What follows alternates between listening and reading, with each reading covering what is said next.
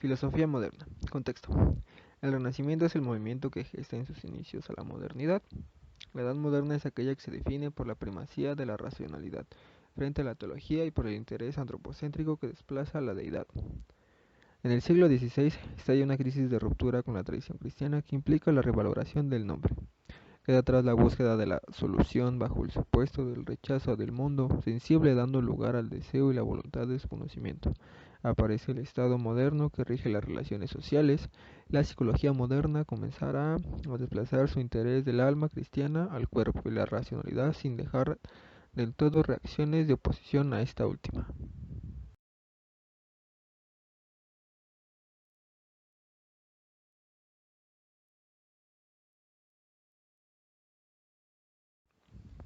Uno de los autores de esta época fue René Descartes, y algunos de sus principales aportes filosóficos fueron los siguientes.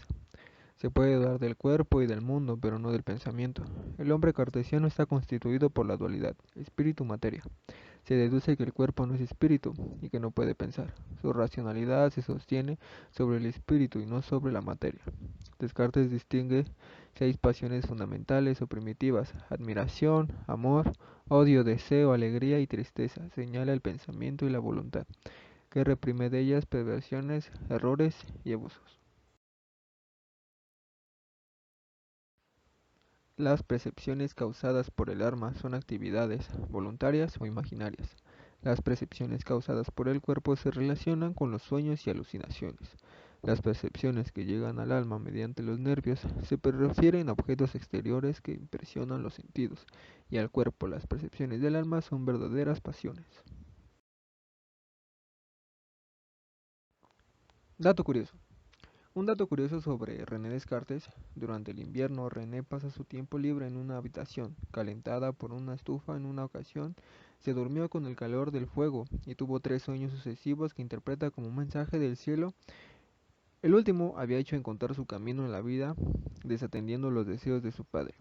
Descartes no sería ni soldado ni un hombre de leyes, sería un hombre en búsqueda de la verdad, y a eso consagraría el resto de su vida. No deja de ser irónico que Descartes, el gran racionalista, encuentre su inspiración y mandato vital en una visión onírica y tanto mística, irracional.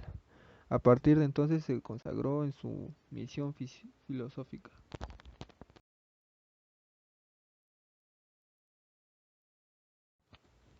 Psicología funcionalista.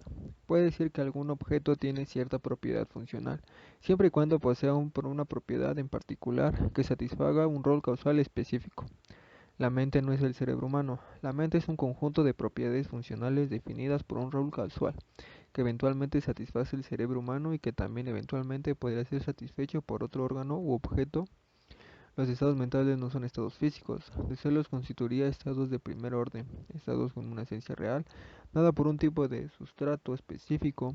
Son estados funcionales, estados de segundo orden y en consecuencia estados sin esencia real.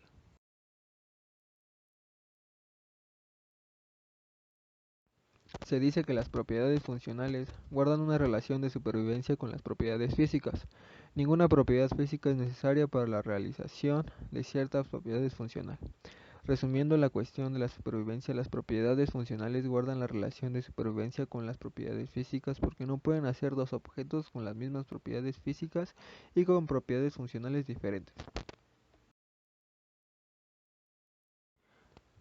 Fue un fisiólogo, médico, psicólogo y filósofo alemán conocido por ser el creador del primer laboratorio científico de psicología, antes de que esto se considerara como una ciencia experimental. Aparte, se le considera como el padre de la psicología experimental.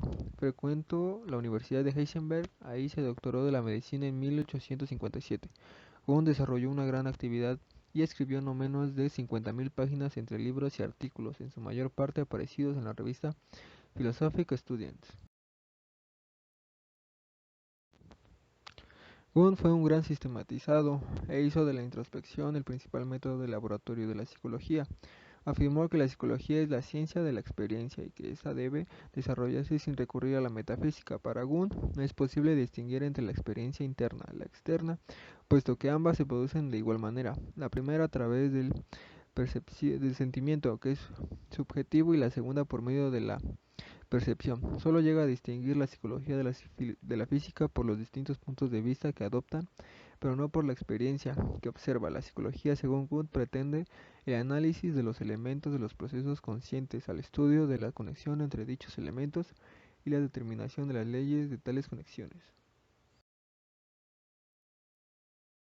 William James, psicólogo y filósofo norteamericano destacado, representante del pragmatismo y uno de los artífices de la constitución de la psicología como ciencia.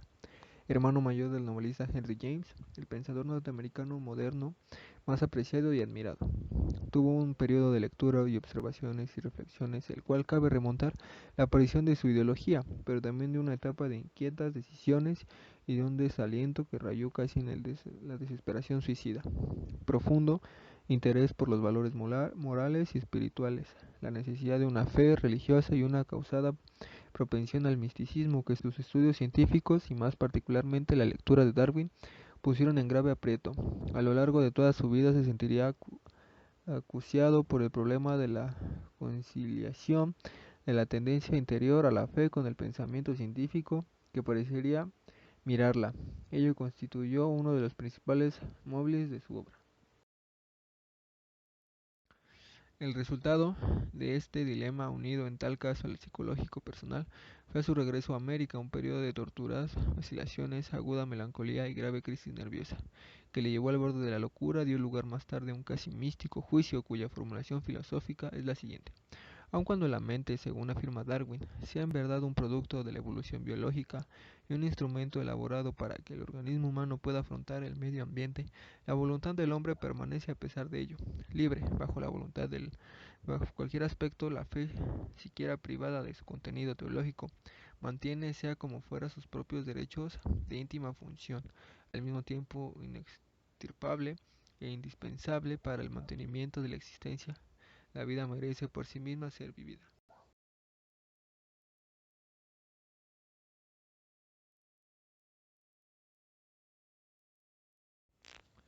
Charles Darwin se ha considerado el padre de la teoría de la evolución, una de las teorías científicas más importantes y de mayor trascendencia en la historia de la humanidad.